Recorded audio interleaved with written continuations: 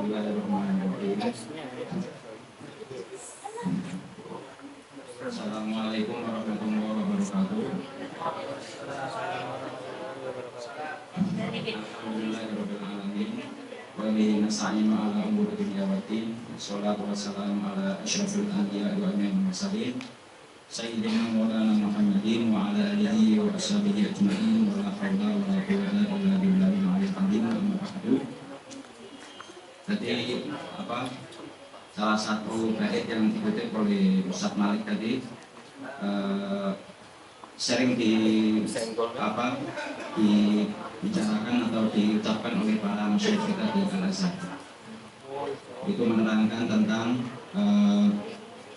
bagaimana seseorang yang cinta kepada ahli bait tapi dianggap celaka atau berpotensi berbahaya, karena memang lil asafnya, sayangnya dalam sejarah Islam itu orang-orang yang melindungi ahli bait itu banyak yang terbunuh.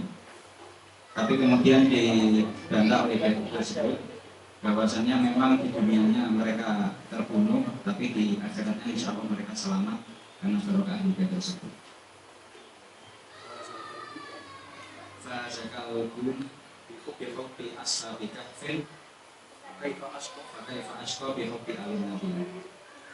Qila tashqa bi hubbi alin nabi. Qultu hadza kalam bin gobi. Kayak gitu, sebelumnya kayak gitu. Tadi sudah dikenalkan oleh Ustaz Malik. Saya dari Al-Mutar Iksa, nama saya Ahmad Wildan. Saya juga termasuk salah satu peneliti di Sarawak Mesir. Alhamdulillah sudah berkhidmat selama 1 tahun kurang lebih. Sudah banyak makam juga yang sudah ditemukan, alhamdulillah.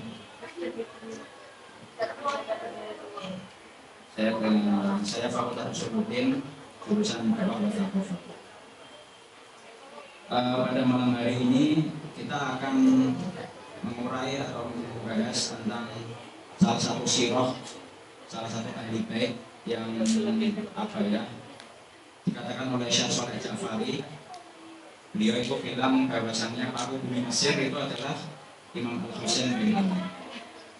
Makanya saya beri judul di salah satu slide di satu itu ketika Imam Al-Husain alami di pos, itu judulnya adalah paku bumi Mesir, karena tidak ada satupun wali atau makam yang lebih mulia atau lebih azim atau lebih agung daripada Sayyidina Husain. Tidak ada, karena Sayyidina Husain adalah bid'atun nabi, adalah secercah atau sepenggal dari cahaya kenabian. Saya beri judul esai kali ini atau daurah kali ini dengan jejak syahid agung dari Madinah, Karbala hingga Mesir. Saya beri judul jejak syahid agung karena ini mengurai dari kelahiran beliau sampai nanti ke wafatnya beliau. Syahid agung karena beliau terkenal dengan Sayyidus Syuhada, bukan hanya Sayyidus Syababi Ahli Jannah, tapi juga Sayyidus Syuhada. Yang paling disoroti dari para ulama di sepanjang zaman oleh para sejarawan itu adalah tragedi kelamnya Sayyidina Husain dalam pertempuran Karbala, sehingga saya kenali Syahid agung. Dari Madinah itu kota kelahirannya, Karbala itu adalah tempat kewafatannya, Mesir adalah tempat kepalanya disemayamkan, kepala mulanya disemayamkan. Bismillahirrahmanirrahim. Mari kita mulai. Sebelumnya akan saya mulai terlebih dahulu. Saya ingat salah satu saya dulu pernah menulis tentang Sayyid Al-Husain Al-Baik. Kalau teman-teman itu pernah ziarah ke Imam Asy-Syafi'i, itu di bagian belakangnya itu ada makam para ahli bait yang sekarang sudah direnovasi. Ya. Salah satunya adalah yang di pinggir jalan itu ada, namanya Sayyidah Fatimah Al-Alimah. Di situ itu dinamakan pemakaman Qorof atau Quraisy karena yang menisbat kepada orang yang dimakamkan di situ karena masuk di situ semuanya adalah keturunan dari Bani Hashim atau Bani Quraisy. Ahli bait yang paling tua di situ namanya Sayyid Al-Qasim Akhwali, yang kubahnya itu ada di sebelah kanan. Kalau kita dari Imam Syafi'i menuju ke Imam Ibnu Hajar, sebelah kanan jalan masuk ke sebelah kanan itu ada jalan kecil. Di situ ada seorang syair, seorang penyair yang masyhur namanya Ibnu Sa'id Al-Mulk. Beliau itu pernah mengukir membuat syair yang kayaknya itu diukir di makamnya Syekh Al-Qasim Akhwali. Bunyi baiknya kayak gini. Yaman kita setelah muqassir afdalu fal walinjibu bifadlihi bisu'alihi mali siwa fakri ilaika wasilahun wa tasyafu'i bi Muhammadin wa bi alihi.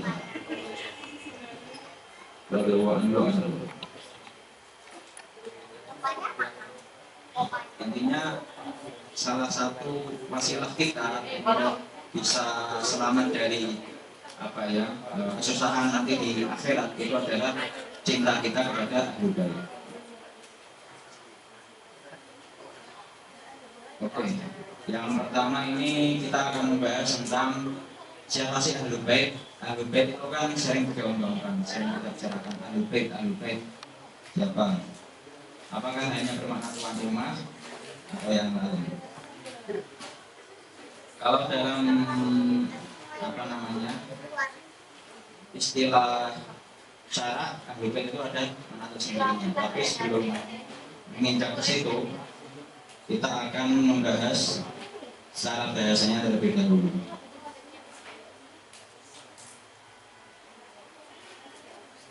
Ahlul Bait dari kata ahlun. Ahlun itu maknanya adalah ahlul rajul masyiratuhu wa dawu qurbahu. Wa minhu qauluhu ta'ala fa'afu hakaman min ahlihi wa hakaman min ahlihi. Ininya orang terdekat ya. Kemudian kalau ada kata-kata ahlul qura artinya sukan atau ahlul bil madhab artinya man yadinu bihi wa yaqtiquhu. Intinya orang yang mengikuti madhab tersebut. Kemudian kalau ada kata-kata Ahlul Bait itu apa namanya? Wa min al-majaz al-ahlu lirrajul zawjatuhu wa yadkhulu fihi al-awlad. Wa bihi fusira qauluhu ta'ala. Ini saya kutip dari kamusnya Syekh Murtadha Az-Zabidi, yaitu yang bernama Tajul Arus lil Jawahir al-Qamus. Beliau mengatakan bahwasanya salah satu makna majaz dari ahlun itu adalah zaujah atau istri. Kemudian termasuk dalam maknanya ahlun itu adalah al-aulad atau anak. Kemudian itu juga menjadi tafsir dari ayat wasa bi ahlihi oleh zaujatihi. Kemudian kalau dikatakan ahlun nabi itu artinya adalah azwajuhu wa banatuhu wa sihruhu ali. Jadi istri-istri Nabi, kemudian ada putri-putri Nabi dan menantunya Nabi. Itu secara bahasa ahlun. Sekarang kita merujuk ke bait. Apa itu ahli bait? Baitnya apa baitnya? Bait itu kalau dalam bahasa Arab hasilnya itu adalah al-mabni atau al-mabna. Wa huwa ma'ruf wal khiba'u baitun shaghir min suf aw sya'ar. Jadi ada bait itu adalah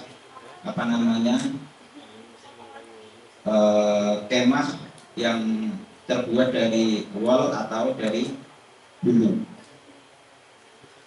Kalau lebih besar dari itu dinamakan bait. Kalau lebih kecil dinamakan khibah. Kalau lebih besar dinamakan bait. Ya. Salah satu juga yang dimaksud maknanya bait itu adalah baitul rajul ai imra'atuhu. Ada satu satu perkataan wa yukna 'alal mar'ah bil bait. Jadi perempuan itu dikinayahkan sebagai rumah ya. Rumah untuk laki-laki karena yang memberikan kenyamanan.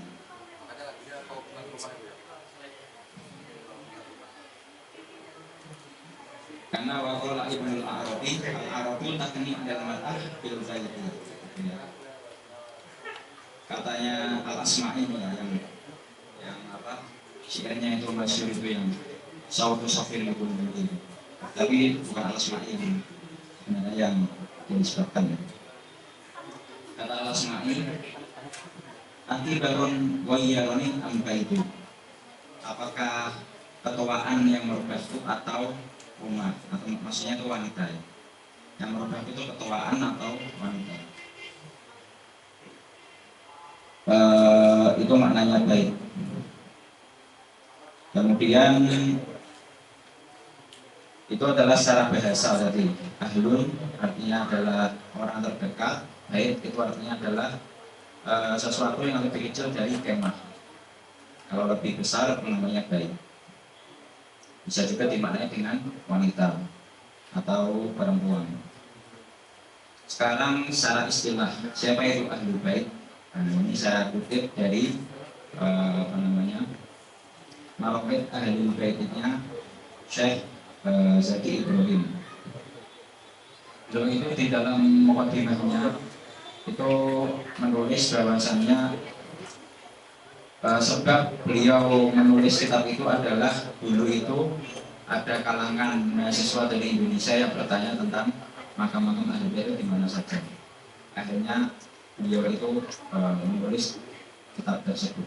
Cukup menjadi fakta unik ya, bahwasannya mahasiswa Indonesia zaman dahulu itu sudah terkenal dengan tradisi ziarah. Namun saat itu Sarko Mesir belum dibuat secara organisir. Ini saya kutip dari beberapa kalam tabi'in. Satu adalah kalamnya Zaid bin Al-Arqam. Beliau mengatakan bahwasannya yang haram ahlul bait itu adalah mereka yang haram menerima zakat ya. Ya ada syaratnya sebenarnya. Yang haram menerima zakat itu siapa? Yaitu yang haram menerima zakat itu adalah iya betul, Bani Hashim dan Bani Muttalib misalnya. Zaid bin Arqam. Jadi ahlul bait berarti memanjang ya, enggak cuma hanya di zaman-zaman terdahulu, tapi sampai sekarang juga ada. Karena Bani Muttalib dan Bani Hashim, dan kedua keluarga itu masih ada sampai sekarang. Kemudian kata Abu Sa'id Al-Khudri itu beliau mengatakan siapa itu ahlul bait, yaitu nanti pembahasan sebenarnya ini adalah orang-orang yang paling utama kalau kita menyebut ahlul bait. Kalau kita menyebut ahlul bait secara itlaq, maka al-mutabadar fikih yang langsung kita pikirkan itu adalah empat orang ini: Ali, Fatimah, Al-Hasan, Al-Husain ya. Sayyidah Zainab nggak masuk Sayyidah Zainab. Itu kata Abu Sa'id Al-Khudri. Nomor 3 ini kata Al-Fakhrur Razi dan beberapa ulama. Minhum Al-Qasqalani ya. Al-Qasqalani itu yang punya Filosofi Syari. Makamnya berada dekat Kuliah Fiqh. Itu kata beliau ini adalah siapa yang ahlul bait? Itu adalah auladuhu wa azwajuhu. Hanya putra-putri dan istri-istrinya Nabi. Istri-istri Nabi ada berapa? Nanti kita tahu. Istri Nabi itu ada banyak sekali ya. Apalagi yang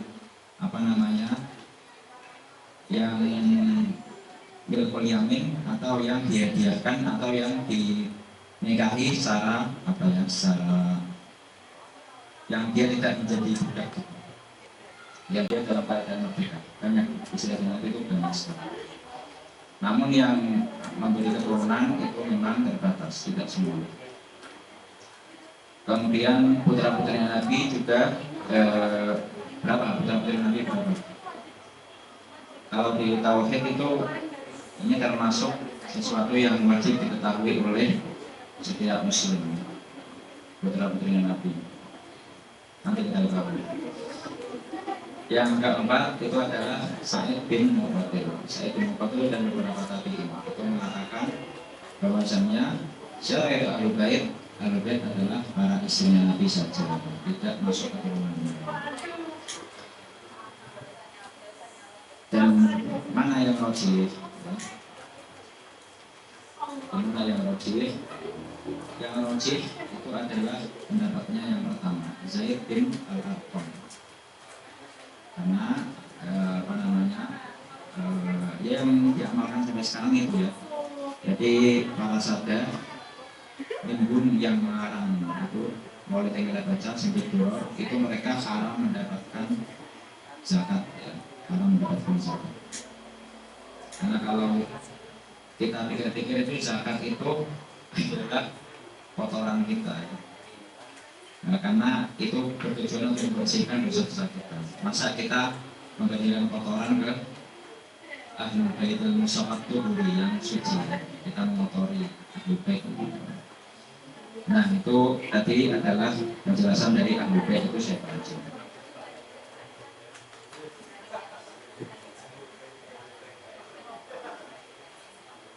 Tadi sempat saya singgung, yaitu penjelasan sebenarnya adalah Ahlul Bait yang paling utama.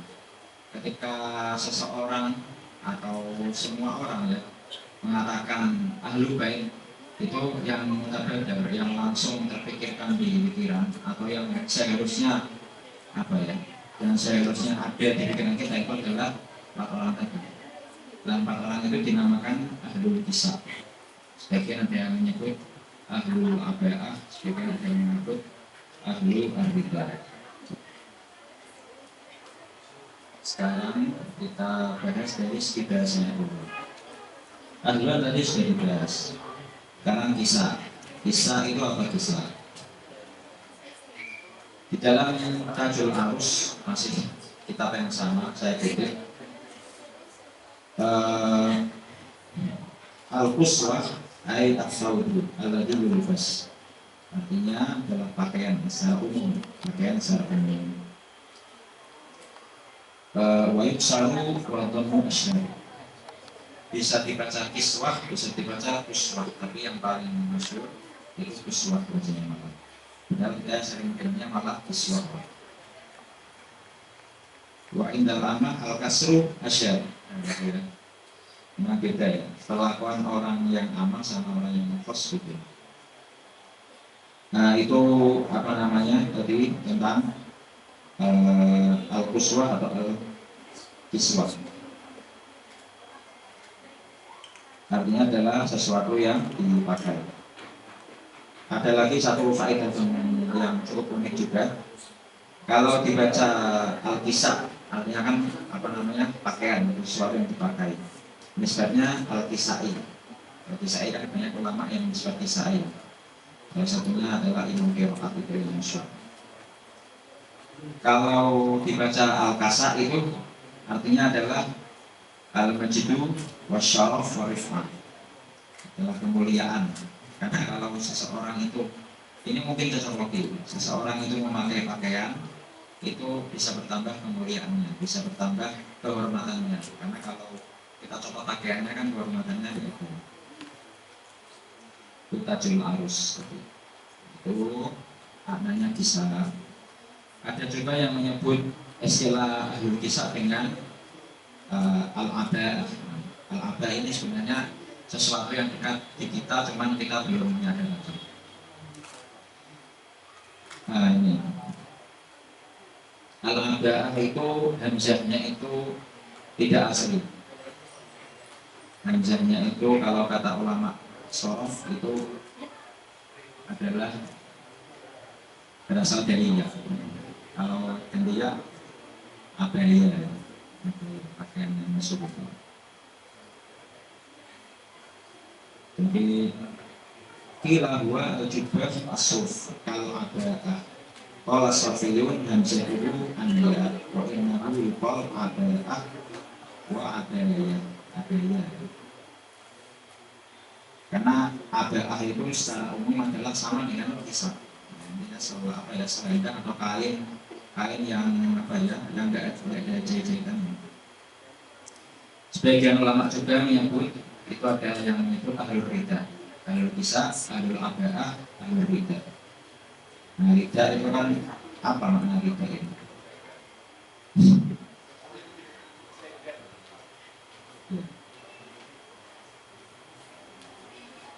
Makna rida itu adalah sama kayak ar-rida ka kitab. Rida ka kitab. Ay milkhafah. Milkhafah kemana milkhafah? Milkhafah itu kain yang seperti selimut yang cukup tebal, tidak ada apa namanya, tidak teko-teko, tidak dijahit. Itu rida. Jadi sudah jelas ya maknanya semua itu. Semua dari al-kisah, al-aba'ah, dan yang terakhir rida itu semua maknanya kain semua. Apa itu maknanya ahlu kain atau orang kain, orang yang berkain itu maknanya apa? Nah, ini saya cantumkan salah satu hadis yang masyhur yang sering dikutip oleh para ulama kalau mereka menerangkan tentang apa itu ahlu kisah atau ahlu aba'ah atau ahlu rida. An Aisyah radhiyallahu anha anna Rasul sallallahu alaihi wasallam kharaja wa alaihi apa bacanya? Maratun. Apa bacanya? Mirtun murahhal. Mirtun murahhal. Mirtun murahhal min sya'rin aswad baca al-Hasan fa'adkhalahu thumma al-Husain thumma Fatimah thumma Ali. Thumma qala sallallahu alaihi wasallam innama yuridu Allah liyudhi'a ankum al-baiti wa yutahhirakum tatheera. Wa fi riwayah ukhra qala Allahumma ha'ula'i ahlul baiti aw ahlul baiti Muhammad faj'al shalawatika wa barakatika ala ahli Muhammad kama ja'altaha ala Ibrahim innaka Hamidum Majid. Hadis tersebut itu adalah hadis yang oleh para ulama diinterpretasikan sebagai pengakuan kemuliaan atau legitimasi kemuliaan, pengesahan kemuliaan dari Nabi langsung pada mereka ini, pada orang-orang disebut ini, Al-Hasan, Al-Husain, Fatimah, Ali, Fatimah dan Ali, satu keluarga dari Nabi.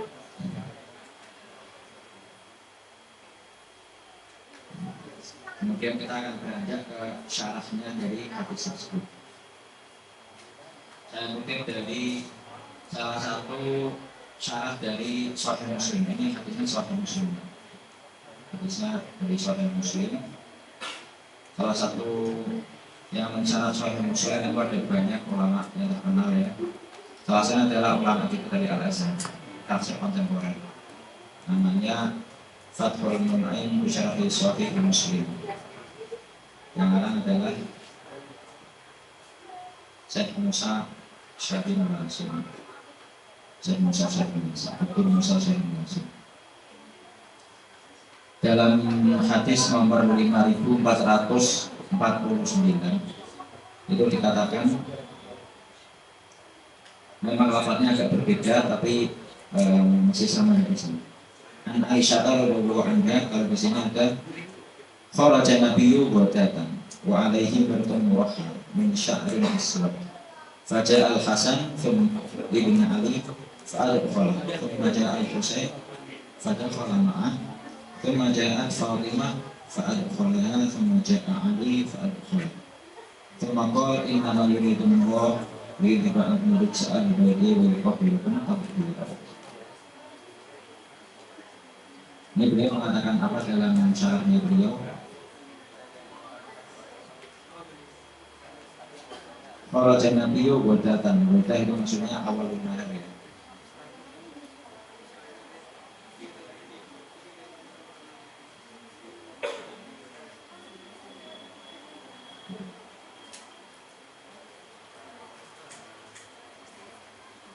Jadi makna hadis ini adalah Intinya ini adalah pengakuan kemuliaan dari 4 orang yang mulia tadi, ahli kisah tadi.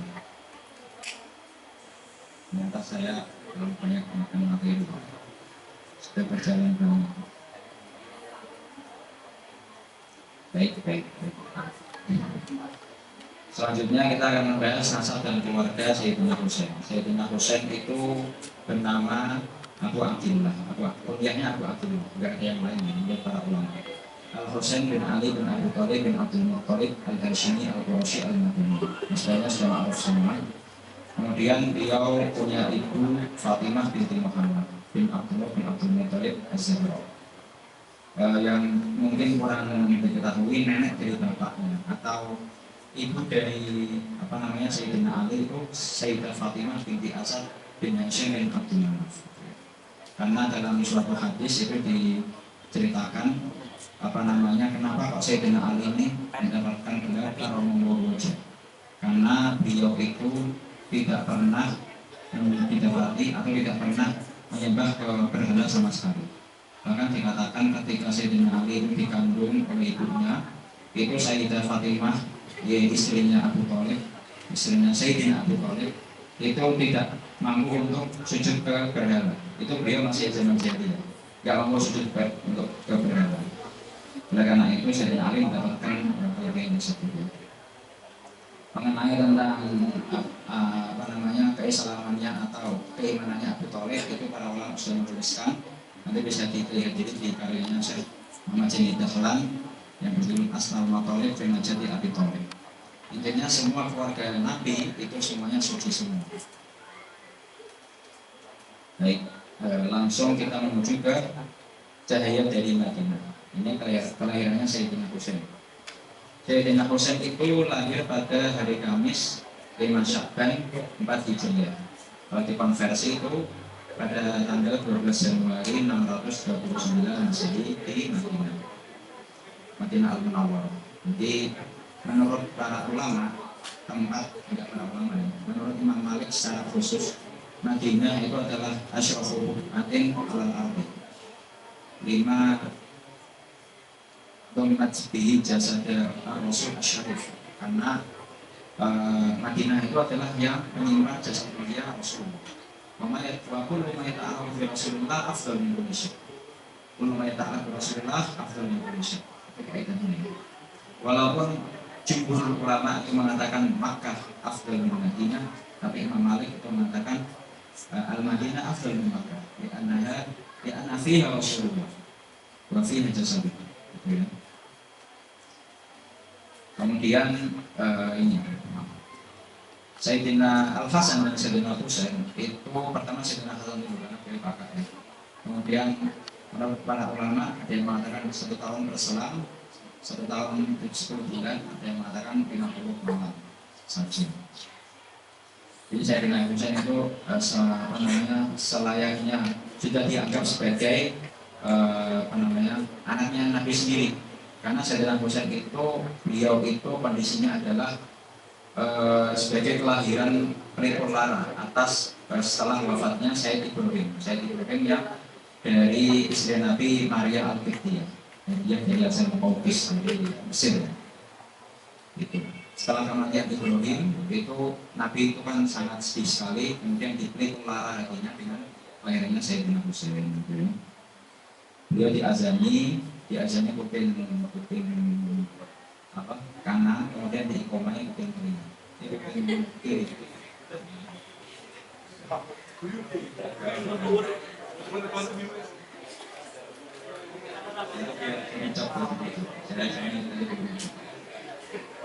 Ditasnik Nabi, ditasnik kemudian seperti mana umumnya tasnik diberi nama secara langsung pada hari ke-7.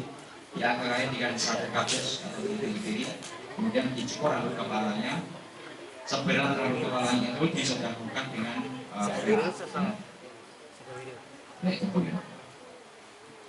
Nah, para ulama itu mengatakan bahwasannya Sayyidina Husain itu sayangnya sedikit meriwayatkan hadis, sedikit sekali meriwayatkan hadis. Karena ini Rasulullah meninggal saat Sayyidina Husain ini berusia sekitar 6 tahun, itu tahun 11 Hijriah. Sehingga apa namanya sedikit sekali ditemukan jalur riwayatan lewat Sayyidina Husain.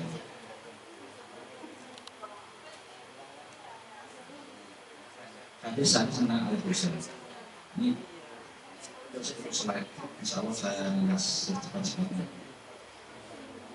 Salah satunya ini ada yang masuk tentang Sayyidina Husain. Husain terkini wa ana min Husain. Allahumma akhidna man akhadna Husainan. Itu harusnya sambung hadisnya. Husain Sibtun al-Asbad. Ini kalau dilihat dari syarahnya, ini adalah dari Sunan At-Tirmidzi. Kata Syekh Al-Mubarak dalam Tuhfatul Ahwadi, itu Husain ini, hadis ini dia mengatakan adalah Sayyidina Husain itu seakan-akan adalah potongan atau sepenggal dari Nabi, atau ya intinya bagian dari Nabi yang bisa dipisahkan. Itu mengisyaratkan bahwasanya kata saya Al-Barakuri itu supaya Al Husain ini dijaga baik-baik, jangan kalian sakiti, jangan kalian lukai, memuliakan dia, jaga dia. Gitu ya, karena seakan-akan ini misalkan seperti itu. Kemudian Sibtun al-Asbad, Asbad itu sebenarnya istilah untuk kaum Yahudi, untuk Abna'u Ishaq, itu namanya Asbad. Kalau orang Arab atau Abna'u Ismail itu dinamakan Al-Qabail atau Qabilah. Cuman ini pakai istilah Sibtun, ya nggak apa-apa. Kalau salah lupa masih bisa. Tapi intinya dalam hadis ini Syekh Barakfuri itu bilang Nabi itu seakan-akan mengisyaratkan bahwasannya akan keturunan beliau itu akan berterus menerus atau bersambung lewat cucunya ini, Sayyidina Husain. Itu ya. Kemudian mansarahu ayat dulu ila rajulin min ahli jannah falyandub ila Husain ibn Ali. Ini hadis yang masyhur juga. Tapi di riwayat lain itu mengatakan Hilal Hasan ibn Ali, karena dua kakak beradik ini itu sebagian ulama mengatakan Sayyidina Husain itu mirip Sayyidina Hasan itu mirip Nabi dari wajah sampai surah sampai pusat. Kalau Sayyidina Husain itu mirip Nabi dari surah ila sampai kaki. Ya, gitu. Kemudian selanjutnya an Abi Hurairah qala ra'aitu Rasulullah sallallahu alaihi wasallam yang tasru al Husain kama yang tasru ar-rajul at-tamra. Ini intinya hadis ini sering disalahgunakan atau sering digunakan oleh para orientalis untuk menyerang syakhsiat Nabi, karakteristik Nabi. Seakan-akan Nabi itu orang yang hidup dunia. Karena artinya kan yang tasru al Husain menyeruput atau mencium air ludah Sayyidina Husain. Tapi sebenarnya bisa nggak kayak gitu. Maksud dari sini adalah Nabi itu mencium ya kayak biasanya mencium. Itu menunjukkan betapa cintanya beliau ke Sayyidina Husain. Orang Arab itu kan terkenal dengan ugal-ugalan. Itu sayangnya orientalis itu sering menggunakan besinya sebagai senjata. Kemudian yang seterusnya Al-Barra ibn Azib qala ra'aitu Rasulullah sallallahu alaihi wasallam hamilan al-Husain bin Ali radhiyallahu anhu ala atiqihi wa huwa yaqul Allahumma inni uhibbuhu fa akhibbahu. Ini menunjukkan bahwa Rasulullah sunnah atau wajib bahkan itu kita merotofah atau mudahkan ke anak kecil, apalagi anak kecil. Baik, selanjutnya adalah keulamaan Imam Husain. Walaupun Imam Husain itu sedikit meriwayatkan hadis, tapi beliau dikenal sebagai faqih, mufti diakui oleh para sahabat. Karena jelas Imam Ba'ul Ulum itu ada di beliau semua. Sayyidina Ali ada di beliau. Bahkan yang masyhur itu kan qadiyatun wala Aba Hasan lah. Suatu masalah itu yang masalahnya rumit itu dikatakan qadiyah wala Aba Hasan lah. Aba Hasan dan Ali, Sayyidina Ali. Karena kalau beliau itu dikasih masalah itu beliau bisa menyelesaikan masalah dengan solusi yang terbaik. Itu Sayyidina Ali itu ya. Dan ini saya langsung meriwayatkan hadis dari orang-orang apa namanya mulia Rasulullah, Sayyidina Ali, Sayyidah Fatimah. Ingat Ibnu bin Abi Halal ini adalah fardunya beliau karena Sayyidah Khadijah itu sebelum menikah ke Sayyidina Muhammad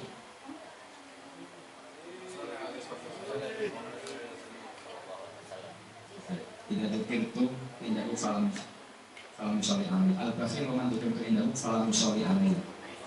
Ya. Sayyidah Khadijah sebelum menikah ke Sayyidina Muhammad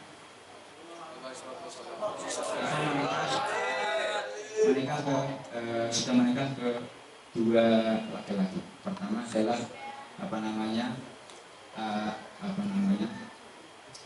Ibnu Zurarah, kemudian yang kedua adalah Atiq ibni Abid al-Khuzai. Nah, anak yang Hindun bin Abi Halal ini dari Zawjah yang pertama, Ibnu Zurarah dan Atiq ibni Abid al-Khuzai. Yang suami pertama itu meninggalkan dua anak, Hindun dan Halah. Yang Hindun ini yang sering kalau ulama itu mengatakan Robi bin Nabi, anak yang disayangi Nabi. Umar bin Al-Khattab ya, sama syukur. Sayyidina Husain itu juga meriwayatkan hadis kepada yang berikutnya ya, Imam Al-Hasan, Imam Ali Zainul Abidin yang keturunannya berasal dari situ, Fatimah binti Husain, Sukainah binti Husain, Muhammad al-Baqir. Walaupun ini ada yang mengatakan mursal ya, karena Muhammad al-Baqir itu tidak ketika Sayyidina Husain ada itu masih sangat kecil atau bahkan tidak menangi. Asy'ari, Ikrimah, Sinan Abu Ali, Urus At-Taimi, Abdullah bin Amr bin Usman dan Al-Farazdak, Asyair al-Masyhur. Keturunan Al-Husain. Ini yang sering kali orang tidak tahu ya. Jadi Imam Al-Husain itu sebenarnya kalau kata para ulama itu keturunannya tidak hanya dari Imam Ali Zainul Abidin. Kalau kata Syekh Ibrahim itu ada dari anaknya yang bernama Fatimah bin Zainab. Jadi Sayyidina Husain itu menikah ke beberapa wanita.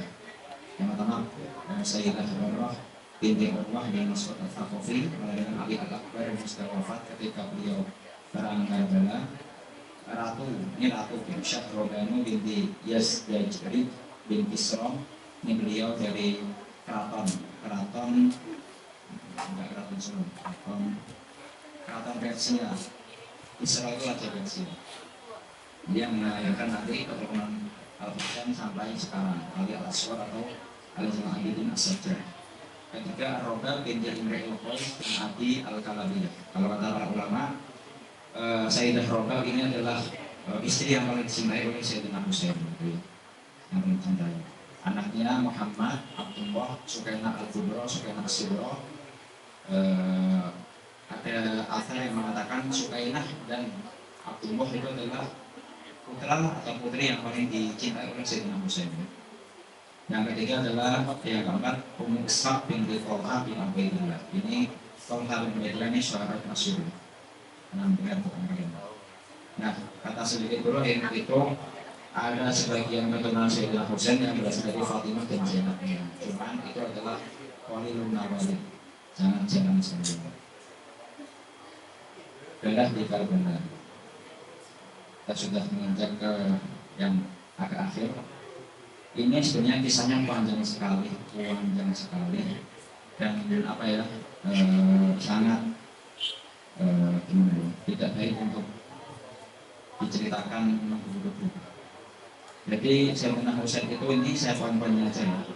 Jadi bermula dari mangkatnya Muawiyah bin Abi Sufyan, itu beliau meninggal. Mangkat itu meninggal, itu istilah untuk raja meninggal. Menurut istilahnya Muawiyah, beliau memilih anaknya Yazid, Yazid. Gara-gara itu kemudian Yazid ini dia sudah dibaiat oleh Abu Syam, oleh orang-orang di pemimpinnya. Tapi beliau kemudian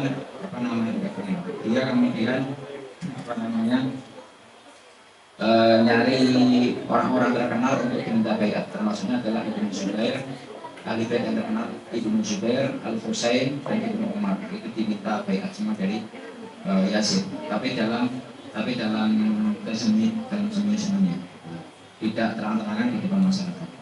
Otomatis orang-orang besar ini tidak mau diminta bayatnya secara sembunyi-sembunyi. Akhirnya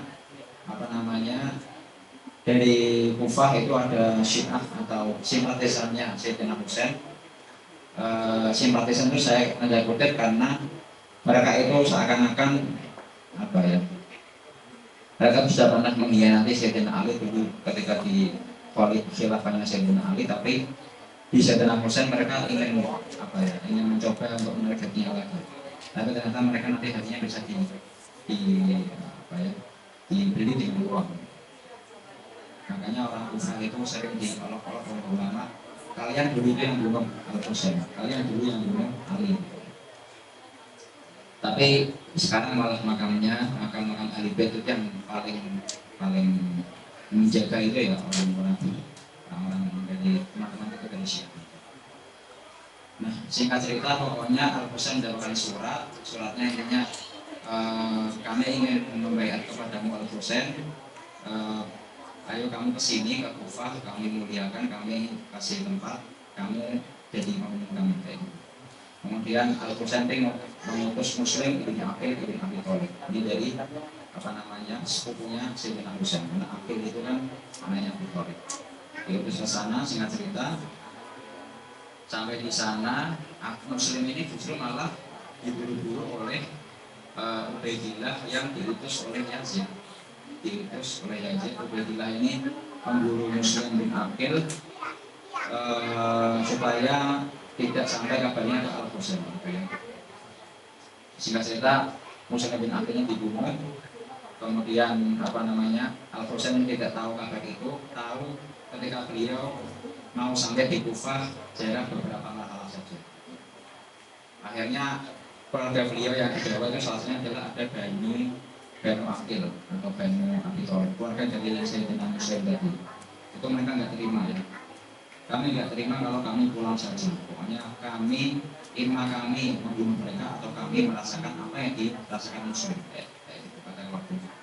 Sayyidina Muslim nggak punya pilihan, tapi beliau sudah bijak yaitu menyuruh pengikutnya, kalau yang mau ikut saya silahkan, yang ingin pulang silahkan. Saya tidak memaksa kalian, tidak mewajibkan kalian. Sayyidina Husain akhirnya ke Kufah. Sampai di Kufah, sebelum sampai di Kufah itu dia bertemu dengan Al-Qur Ar-Rayahi. Al-Qur Ar-Rayahi ini adalah pasukan dari Ubaidillah bin Ziyad. Singkat cerita, Sayyidina Husain ini di situ agak dibuat main-main oleh pasukannya Ubaidillah bin Ziyad gitu ya. Karena ketika pertama kali bertemu Al-Qur itu disuruh untuk ya udah kamu pulang nggak apa-apa, nanti aku tak berbohong ke Ubaidillah. Tapi ternyata ketika beliau beranjak dari kota yang dekat Kufah sampai beliau beranjak sebentar sampai di tanah yang bernama Kardala. Di siang harinya beliau mendapati kok ada pasukan yang meminta kita lagi. Terus saya lagi, kenapa kok kalian kesini? Kan katanya kita beda sih bahasa. Ternyata kata Al-Qur ini nggak bisa dia udah diketahui oleh Yazid. Kalau kamu nggak bunuh atau kamu nggak menangkap Husain, nanti kamu saya bunuh atau saya bunuh. Intinya Al-Qur ini dia nggak bisa apa-apa, tapi di hatinya itu masih ada secercah ketakutan kalau dia takut membunuh Al-Husain. Yang akhirnya dipepet sampai ke tepi sungai Eufrat. Dipepet, dihalang-halangi supaya mereka nggak bisa minum. Pokoknya sampai meninggal. Jahat sekali. Makanya di kitabnya Syekh Yusuf An-Nabhani, Jami' Karamatul Auliya, itu salah satu azabnya orang yang membunuh Sayyidina Husain itu mereka matinya dengan rasa kayak luar biasa, diminum-minumi sampai perut mereka kembung itu mereka bilang dari sampai mati, matinya gara-gara bunuh. Itu ajarnya orang yang membunuh Sayyidina Husain dan para ahli baitnya di Karbala. Singkat cerita, itu pasukannya Ubaidillah bin Ziyad ini semena-mena sampai pasukan dari Sayyidina Husain itu terbebat habis, tinggal beliau saja. Tapi yang perempuan dari nisanya Sayyidina Husain ini masih tersisa, mau di apa-apakan sama pasukannya. Sayyidina Husain kemudian dengan kalian itu tidak punya akal kok gimana? Ini perempuan ini tidak menyerang kalian, kenapa kalian serang? Kemudian intinya ada satu orang yang berani maju, namanya adalah Sinan ibni Anas An-Nakhai. Sinan bin Anas An-Nakhai. Orang inilah yang kata para ulama itu adalah orang yang membunuh Sayyidina Husain, yang memenggal kepalanya. Akhirnya tepat di hari Asyura 10 Muharram Sayyidina Husain wafat atau syahid di Medan Karbala. Kata Sayyidina Husain sebelum wafat itu, ini pasidanya ini apa namanya, Karbala. Ini gayanya karobun, kesusahan dan bencana sebelum dia meninggal. Ini sebenarnya riwayatnya banyak sekali. Nanti Rasulullah ada Ibnu Abbas jadi Rasulullah itu memegang botol, yang botol itu berisi darah. Beliau menjemputi darah-darah yang ada di dalam perang sama manusia. Yang terakhir adalah Masyarakat Al-Husain. Sebenarnya setelah dipenggal itu, kepala beliau itu sempat diarak teman-teman gitu ya. Sampai ada kisah masyhur ketika kepala beliau itu dikirim ke Ubaidillah bin Ziyad. Itu Ubaidillah bin Ziyad itu sampai main-mainin pakai tongkat itu. Main-mainin. Ada satu sahabat yang tua renta menangis zamannya Nabi, namanya Zaid bin Arqam. Itu dia bilang, kamu jangan kayak gitu kan, angkat, jangan semena-mena kamu. Saya pernah melihat Rasulullah itu mencium bibir yang sedang ngomong. Itu Zaid bin Arqam itu kayak itu sampai menangis sambil bergetar tubuhnya. Kemudian diancam sama Ubaidillah, kamu wanita, kalau kamu nggak tua, kamu saya bunuh. Biar nggak gitu.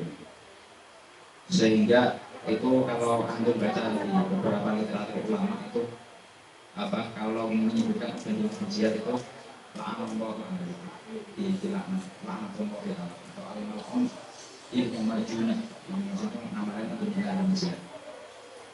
Sehingga cerita kepala beliau inilah makam-makam kepala beliau yang ada di dunia. Jadi ulama berbeda pendapat, tapi yang sebagian ada yang merujukan di Kairo, sebagian ada yang merujukan di Madinah. Ini kepalanya aja, kalau di badannya itu jelas di Karbala. Karbala itu tempat badan Sayyidina Husain dimakamkan.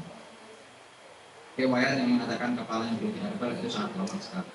Kemudian kepala beliau seiring berjalannya waktu itu dipindah ke Al-Qusuriyah di Masjid Al-Mawi. Masjid Al-Mawi itu ada tempat Sayyidina Husain. Tempat dulu dimakamkan di situ, tapi sudah dipindah lagi. Dipindah kemana? Ke Asqalan. Asqalan itu nisbah yang sama dengan nisbahnya Ibnu Hajar Al-Asqalani. Asqalan sekarang masuk di Israel, cuma saya nggak ngurus Palestina. Asqalan. Setelah dari Asqalan itu konon ada yang konon Tolak Ibnu Zaid, itu salah satu khalifah Fatimiyah itu membeli kepala itu supaya dipindahkan ke Mesir, dibeli dengan berapa kilo gulden untuk emas pakaiannya, sampai ke akhirnya di Mesir. Ada sebagian riwayat juga yang mengatakan tidak dibeli di Mesir, tapi kepala beliau dikembalikan ke Madinah, di tempatnya makamnya ibunda beliau Sayyidah Fatimah Az-Zahra.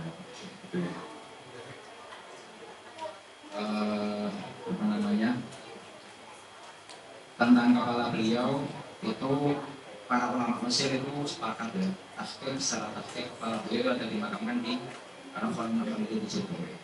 ada satu ulama, beliau bernama Syekh Mansur Ar-Rifai Abid. Beliau awal wakil Wizaratul Awqaf yang dulu. Itu beliau pernah mendapat jadi salah satu lajnah atau apa namanya panitia yang mengajak langsung ke makamnya Sayyidina Husain. Dan itu beliau cerita sambil bergetar, katanya itu ketika kotak yang ada di bawah makamnya Imam Husain itu ada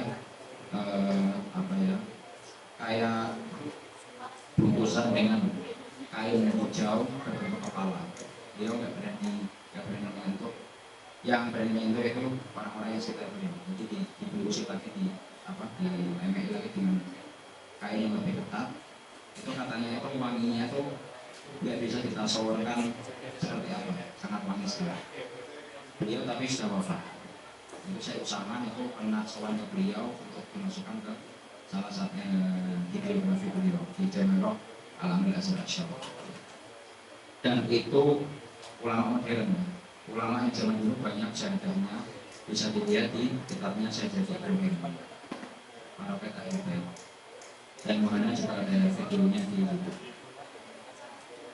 Akhir kata saya begitulah kisah singkat dari Sayyidina Husain dari kelahiran sampai wafatnya beliau. Karena waktunya sangat terbatas dan maklumat yang sangat banyak sekali saya riset lama sekali, tapi yang dipakai beberapa menit aja. Ya udah, jadi saya mohon maaf atas kepanjangan. Wa'afu minkum. Semoga kita mendapatkan keberkahan Sayyidina Husain. Dijadikan dia pada ahabba Husainan ahabba Allah. Wassalamualaikum warahmatullahi wabarakatuh. Subhanallah wa bihamdihi asyhadu an la ilaha illa anta astaghfiruka wa atubu ilaik. Dari saya wassalamualaikum warahmatullahi wabarakatuh.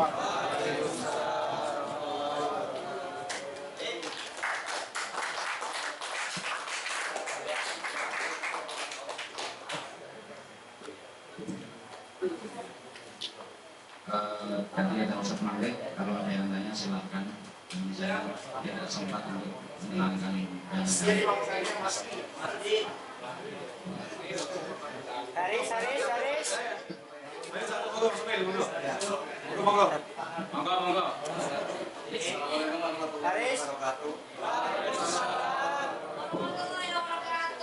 Bertanya tadi kan dikatakan bahwa Mustafa beliau atau tempat beliau kan di masjid ya.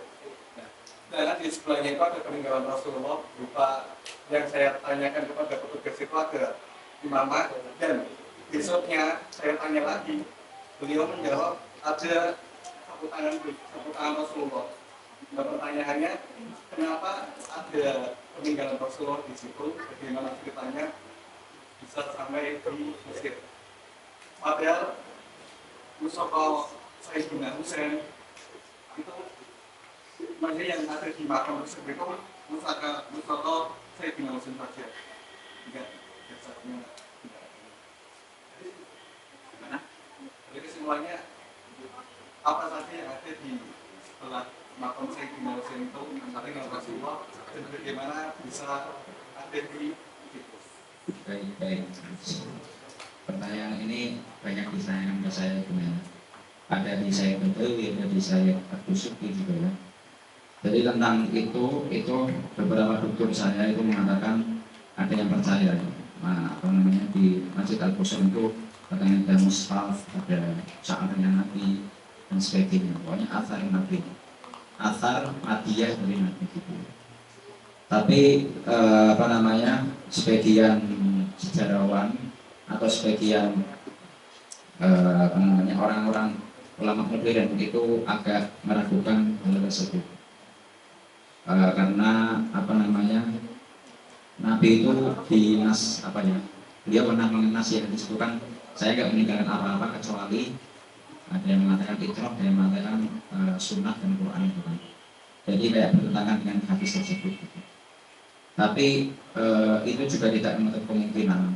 Pokoknya kalau pendapat saya pribadi itu juga masih terbuka kemungkinan, karena zaman dahulu itu para pembesar-pembesar Mesir itu ya mereka tidak sungkan-sungkan untuk menghenti dengan berapa pun dan asal-asal Nabi yang ada di seluruh dunia. Bisa aja itu sudah ada sejak zamannya Fatimi, kemudian diwariskan ke Mamluk, kemudian diwariskan sampai ke zamannya Utsmani ya, dijaga sampai sekarang kayak gitu. Tidak menafikan secara mutlak, tapi juga tidak percaya secara mutlak. Kayak gitu. Ini ada lagi yang ingin bertanya. Benar, monggo. Ahlan. Indana. Tanya aja. Zainal. Tanya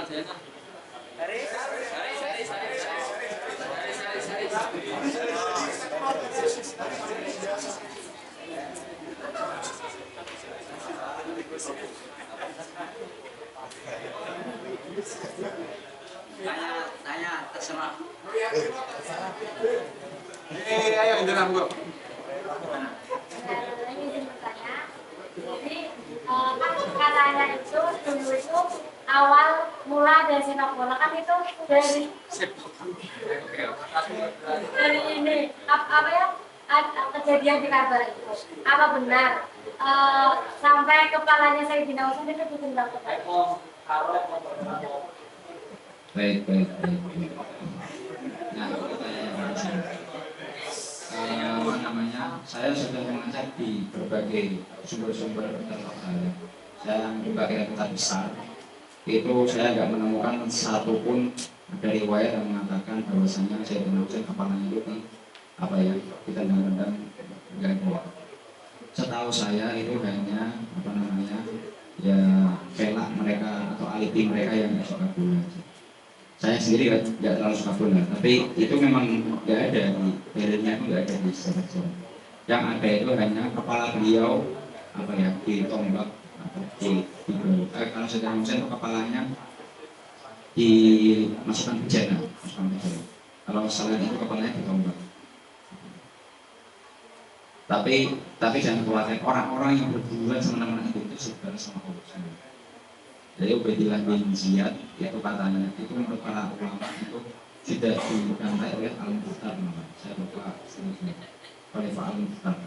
Jadi kepalanya itu ditusuk, kemudian dimasukkan ke kandang ularnya itu dimakan, kepalanya dimakan ular. Ubaidillah bin Ziyad itu. Sepanjang saya meneliti Sayyidina Husain itu tidak ada riwayat yang mengatakan kepala beliau dibuat mainan kecuali tadi ya yang dipegang-pegang mulutnya, tapi yang dimainkan tidak ada. Terima kasih. Terakhir, kalau masih ada. Lagi terakhir, Haris.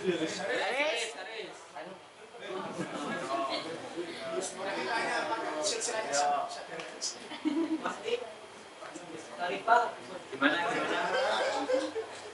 Ayo, langsung tutup. Ayo, akhir nih. Sudah lapar kan? Kalau nggak ada sudah. Sorry. Akhir lagi. Akhir.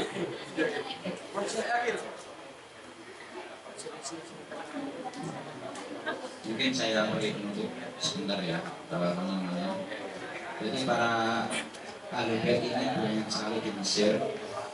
Ada 3 makam kepala utama, 4 makam kepala mulia yang ada di Mesir. Sudah saya upload di Facebook, bisa dilihat. Pertama Sayyidina Husain, yang kedua Sayyid Zaid. Sayyid Zaid itu adalah anak dari Imam Ali Zainal Abidin, itu juga yang menjadi nisbatnya Syiah Zaidiyah untuk kepada beliau. Sayyid Zaid, sekarang masjidnya bernama Masjid Ali Zainal Abidin. Kemudian ada namanya makam kepala Sayyid Ibrahim Al-Jawad berada di Matoriyah sana, Matoriyah ya. Kemudian ada lagi makam kepala Sayyid Muhammad ibn Abu Bakar As-Siddiq. Itu adalah anaknya Muhammad bin Abu Bakar, salah satu dulu pernah menjadi gubernur Mesir. Begitu kalau ingin membeli buku dari Mujahirin bisa silahkan di kontak WA-nya, nanti bisa chat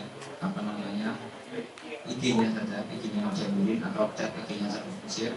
silakan diarahkan ke Jawa. Jawa juga insya Allah akan memberikan buku terbaru 3 terjemah buku-buku Syuyukhul Azhar, dan mohon doanya kami sedang menjalankan penelitian untuk menulis buku biografi para ulama yang dimakamkan di Khurafatul Qur'an, misalnya Imam Syafi'i dan seterusnya itu. Semuanya akan menjadi ensiklopedia besar. Mohon semoga Allah membantu jalannya penelitian kami. Terima kasih.